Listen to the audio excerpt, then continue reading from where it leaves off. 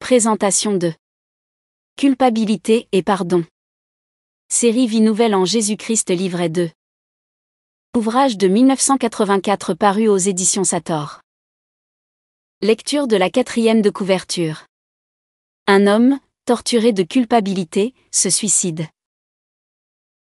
Un autre, essayant en vain de faire le bien, d'obéir à Dieu, ne connaît que défaite et frustration.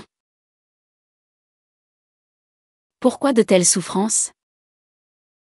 Est-il possible de vaincre la culpabilité? De connaître une vie en abondance? Oui. Ce livre vous aidera à le découvrir. Mais la solution de ces problèmes est spirituelle. Nous irons la chercher au pied de la croix, où Jésus a souffert en vue de notre guérison morale et de notre libération de la culpabilité. Par le pardon total de Dieu. Prologue. Une petite famille d'Afrique, très pauvre, ne possédait que quelques animaux qu'elle avait soigneusement placés chez un ami en prévision pour les jours difficiles. Or, une année où les champs n'avaient rien produit, le vieil homme dit à son fils, « Bientôt le chef du village va venir nous réclamer l'impôt. Va dire à mon ami de me rendre mes animaux afin que je les vende pour payer l'impôt. » Malheureusement, et le vieil homme ne s'en doutait pas, ces animaux n'existaient plus, le fils les avait déjà vendus, à l'époque où tout allait bien et avait tout dépensé dans la débauche et l'ivrognerie. Que faire? Le fils choisit de partir pour ne plus revenir à la maison. Son père, incapable de payer la dette, fut jeté en prison. Mais dans les jours qui suivirent, le fils fut si tourmenté d'avoir agi ainsi qu'il décida d'emprunter l'argent pour rembourser l'impôt de son père. Malgré cela, son sentiment de culpabilité persistait, il ne pouvait se pardonner son mensonge et sa lâcheté. Cela dura un certain temps.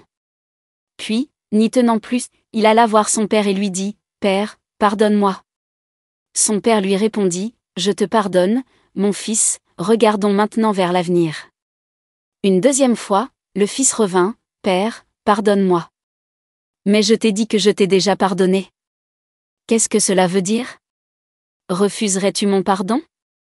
Une troisième fois pourtant, le fils revint, « Père, pardonne-moi. » Finalement, le fils s'acheta une corde et se pendit à un arbre. Pourquoi ce suicide?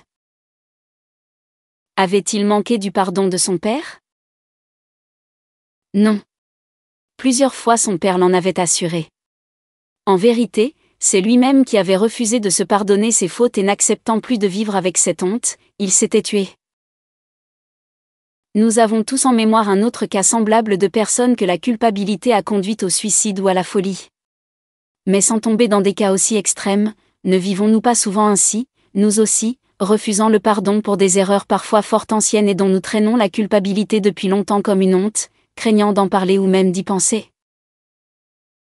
Plusieurs fois déjà, nous en avons parlé à Dieu, lui en demandant pardon. Apparemment évanoui, notre sentiment de culpabilité revient pourtant, toujours aussi fort. Que faire?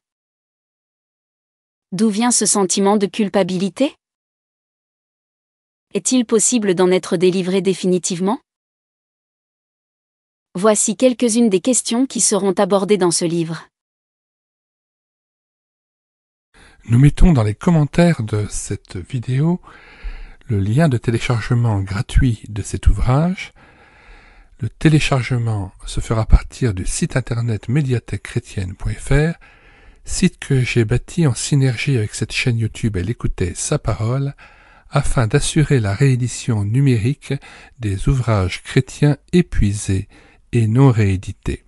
Comme l'était cet ouvrage, nous vous invitons donc à vous rendre sur le site internet médiathèquechrétienne.fr afin de pouvoir profiter et de pouvoir télécharger gratuitement les 800 ouvrages que nous avons déjà numérisés et mis à votre disposition.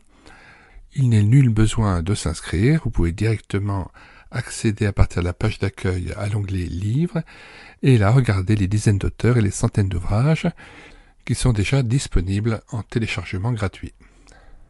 Si vous voulez connaître les différents ouvrages que nous numérisons tous les jours et présentons sur cette chaîne YouTube Elle écoutait sa parole, les audiobooks que nous prenons en charge, les albums ou BD que nous lisons avec caméra de document, mais aussi les cantiques que nous mettons en parole. Afin de nourrir votre louange individuelle ou en assemblée, abonnez-vous à cette chaîne YouTube et l'écoutez sa parole. Nous vous disons au revoir et à bientôt.